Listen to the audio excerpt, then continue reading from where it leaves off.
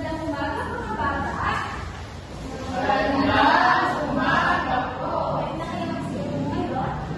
Bago tayo magsimula, ang mga malasad si Ginang Kadali. Amin, magsimula tayo sa ikalawang barkahan na. Ngayon gusto ko muna kayong kilalanin isa-isa. Pwede ka nang magpakilala ini. Ako po si Donna Nisita Espresso. Ako po ay nakatulong sa Mara. Oy, si Donna.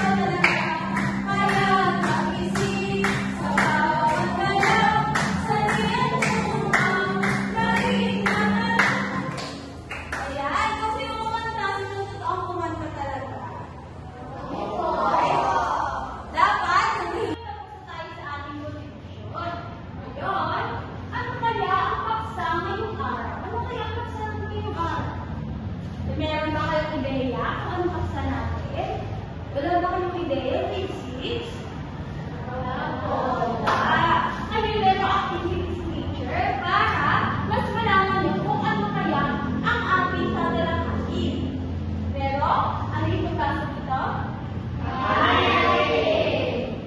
Ayan. So, sa honey A, dapat i-connectan nyo sa honey B. Dito ay yung pangungusap at dapat nandito naman ang dahilan. And dito ang magiging resulta ng pangungusap na ito. Okay, number 1, magbasa nga. Yung gusto bumasa. Okay, Donna May. Dahil parang pagmaka ngayong araw.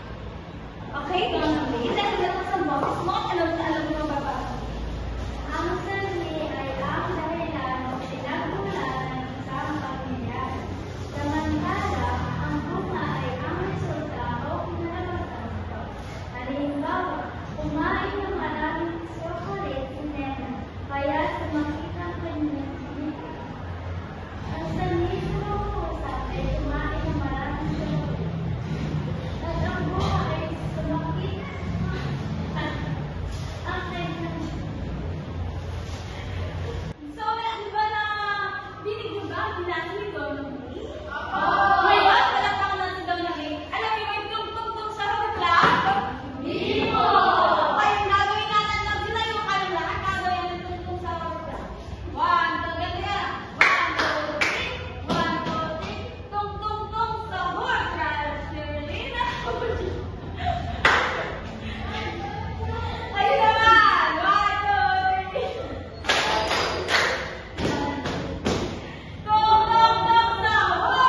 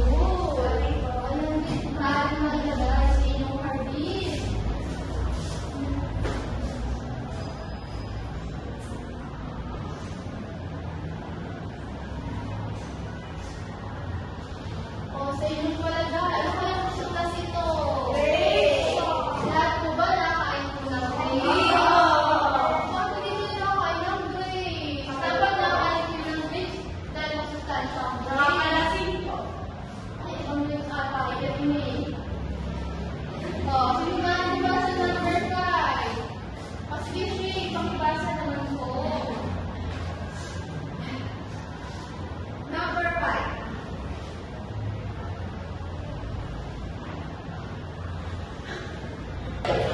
Number 5. Uminom ka ng maraming tubig. Uhaw na uhaw sa ligo. O, kung muna. 1, 2, 3, go! O, sige. Anong tamang kasagutan? Ang sabi ko ay, uhaw na uhaw kong sinina. Ang bunga ko ay uminom ng marami. Ayan, tama. Dapat nagbasa ka kung tayo pa ng maraming tubig. Ayan, tama po. O, pakulagay na po sa inyong hardin.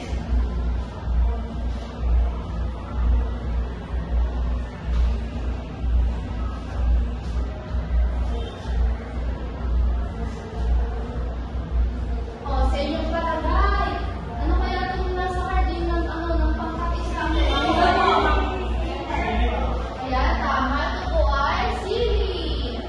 Sa inyong palagay ito yung lasa ng sili. Tama. Okay, dadako na tayo sa pangkain. Sino po maaari bumasa? O sige, Jermaine. Number 2. Malakas ang ulan lang. Binaha ang mga lugar. Una, paunahan ng kawan ay wala sa bawat madugat. 1, 2, 3, go. Paunahan si Jessica. Ano tamang kasagutan? Ang sabi nito ay malakas ang ulan. Ang buwan naman po ay pinahapon. Ang araw po. Ang magaling naman. O dahil dyan, meron naman kayo bulak-bulak sa inyong marami o maalam na ikabit.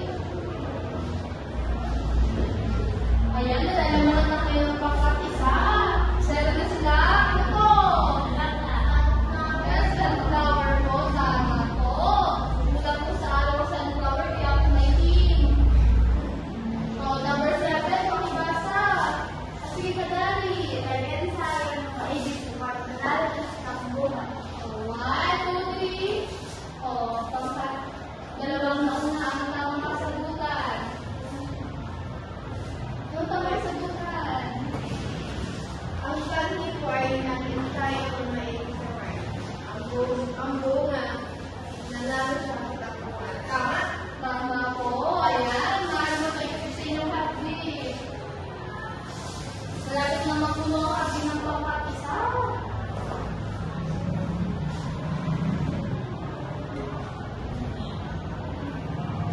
O, sinin pa lang, meron ko yan to. Malaking bagong tanim. Nusali. Sali.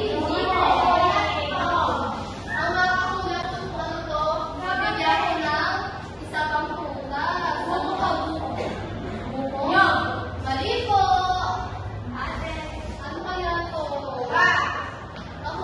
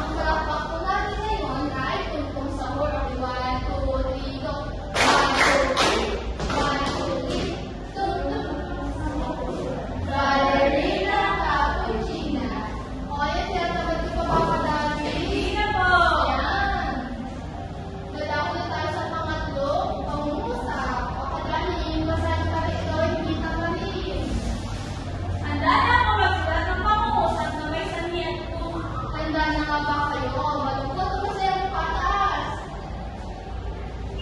Ayan, masaya na sila. Okay. O, bakit masaya? Bakit mo masaya? Kasi po nagawa ko naman kung ano ang sakit. O, magbigay na ng halimbawa. Yes po. Ano po, hindi po na sigurili ako niya. Kasi ako lang.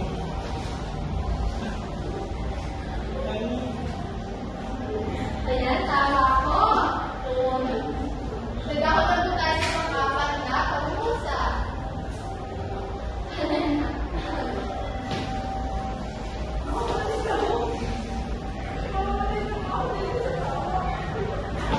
Ay, oh, Chi, dahil hindi kayo basahan niya na ito na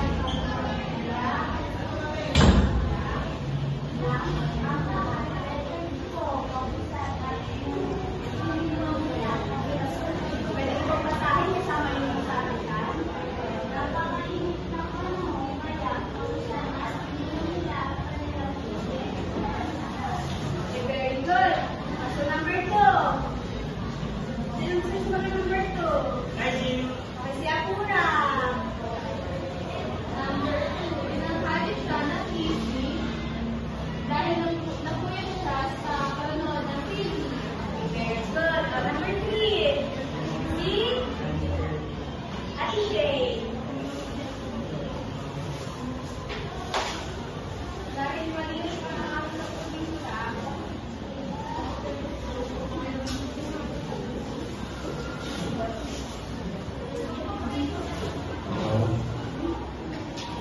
letter B, masarap po yung natutunan ko.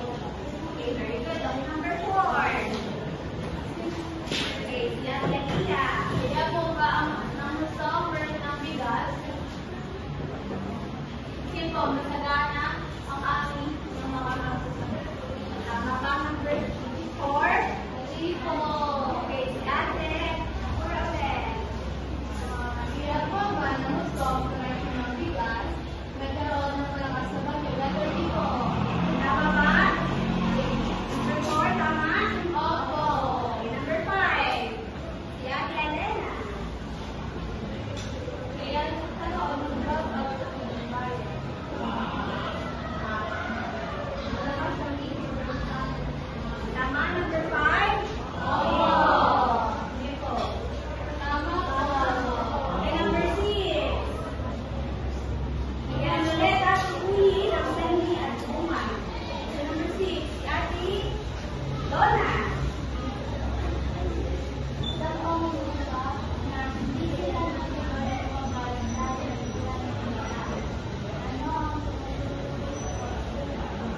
Ano yung gusto sa bunga?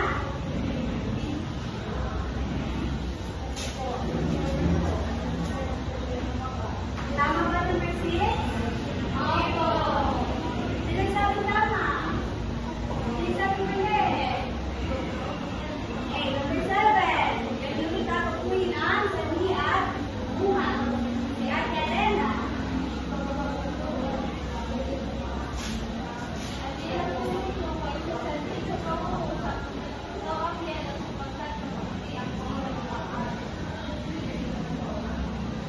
Letter? Ano sa A? Tama ba number 7? Sino gusto mo tama? Sino si Ate Elena? Or si Ate Lia? Si Ate Lia.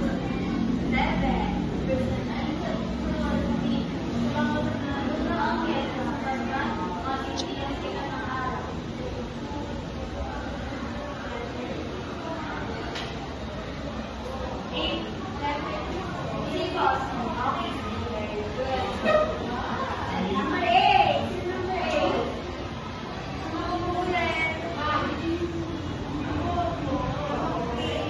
Okay, si Ate DJ. Kami ay nag-emotional na kayo tao. Ano ang pinakamalapit na buhay? Letter A po. Sabihin niya na raw ano. Tama number 8? Tama. Okay, number 8 na